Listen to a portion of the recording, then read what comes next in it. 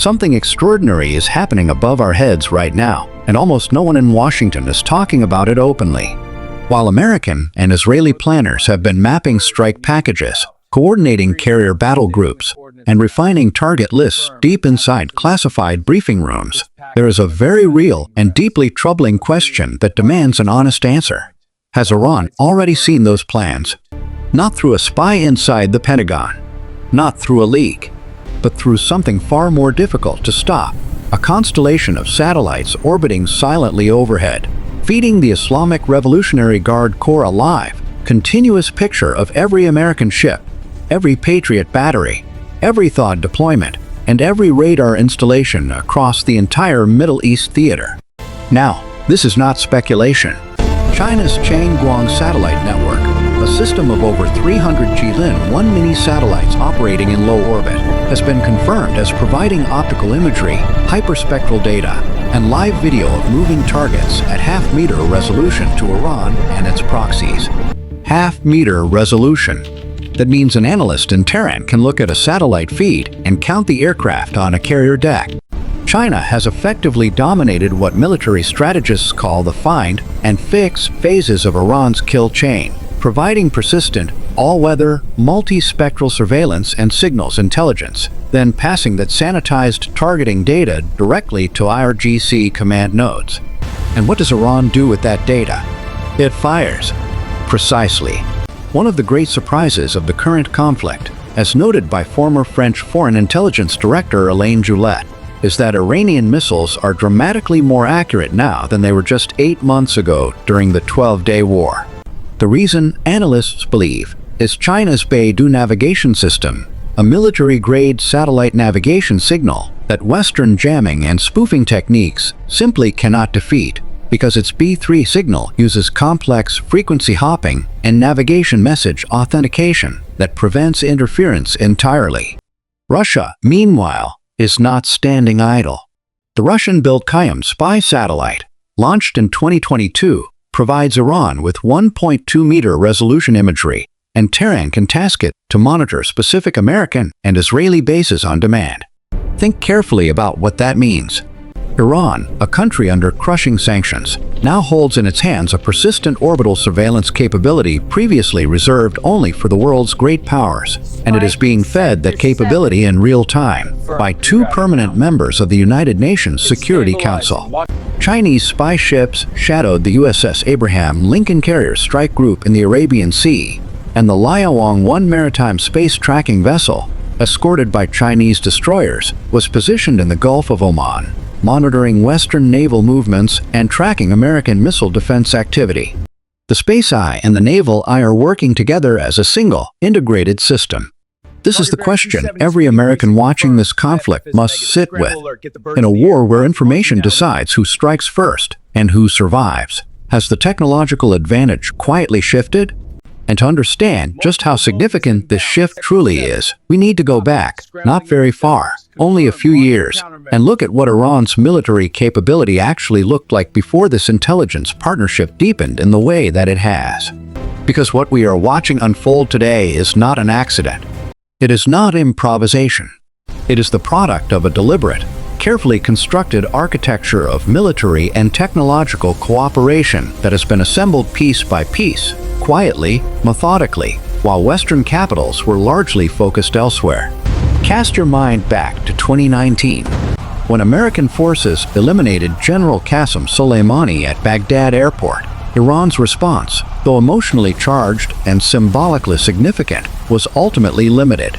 The ballistic missiles they fired at Ain al-Assad airbase caused no American fatalities, and there are serious analysts who believe that was partly intentional, partly a face-saving measure, and partly a reflection of Iran's genuine uncertainty about how precise and how effective their strike packages would actually be. They were not confident, and that lack of confidence showed. Now fast forward to today, and the picture is almost unrecognizable.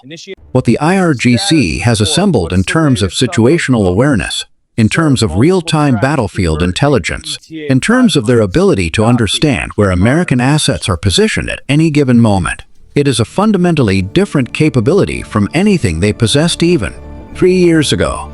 And the critical question is not simply that this capability exists. The critical question is how it is being used and what it means for American strategic planning going forward.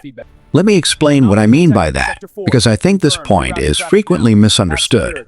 People hear the words satellite intelligence, and they imagine a kind of passive observation, someone in a room watching a screen, monitoring movement, gathering information. But what China and Russia have provided to Iran goes considerably beyond passive observation. What has been constructed is an integrated intelligence loop. Data flows in from orbital assets. It is processed, analyzed, cross-referenced with signals intelligence from other collection platforms, and then it is distributed rapidly in near real time to IRGC commanders who are responsible for making targeting decisions. That is not surveillance. That is a weapons system that happens to operate from space. And here is where it becomes particularly consequential for American military planners. The United States has spent decades building its military dominance around a concept that strategists call information superiority. The foundational assumption of American power projection, whether you are talking about carrier strike groups in the Gulf, or Air Force strike packages launching from Qatar, or special operations assets moving through the region, the foundational assumption is that the United States knows more than its adversary, sees more than its adversary, and can therefore act faster and with greater precision than its adversary. That assumption has been the bedrock of American military confidence for 30 years. And what China and Russia have done by extending their orbital coverage to Iran is quietly begin to erode it. Think about what that means in practical terms. When a carrier battle group repositions in the Arabian Sea, that movement is observable. When additional fighter aircraft are flown into Al Udeid Air Base in Qatar, that deployment is visible. When Patriot missile batteries are repositioned in Saudi Arabia or the UAE, satellite imagery captures it. All of this information that American planners might previously have assumed was protected by operational security measures, is now potentially available to the IRGC. Sometimes within hours of the movement taking place. That fundamentally changes the calculus of surprise. And in military operations, surprise is not a luxury. It is frequently the decisive factor between success and catastrophe. Now, I want to be careful here, because some analysts will push back and say that orbital imagery alone does not give you the full picture. That is true. Seeing a carrier in a particular position does not tell you its precise sortie schedule, does not reveal the targeting data loaded into the aircraft, does not expose the exact timing of a planned strike. Those details remain protected. But here is what it does give you, and this is the part that deserves very serious reflection. It gives you pattern recognition.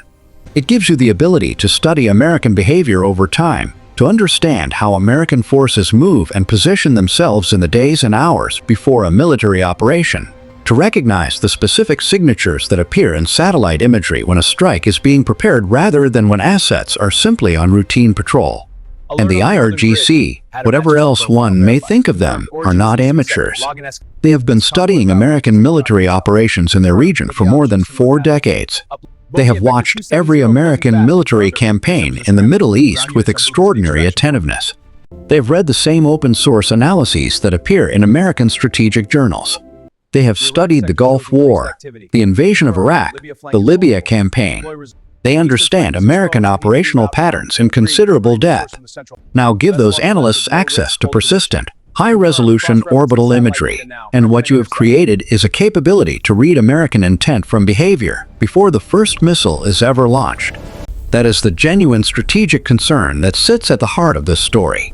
And it is a concern that extends well beyond Iran itself, because what has been demonstrated here, the use of Chinese and Russian space assets to extend intelligence coverage to a third party, is a model.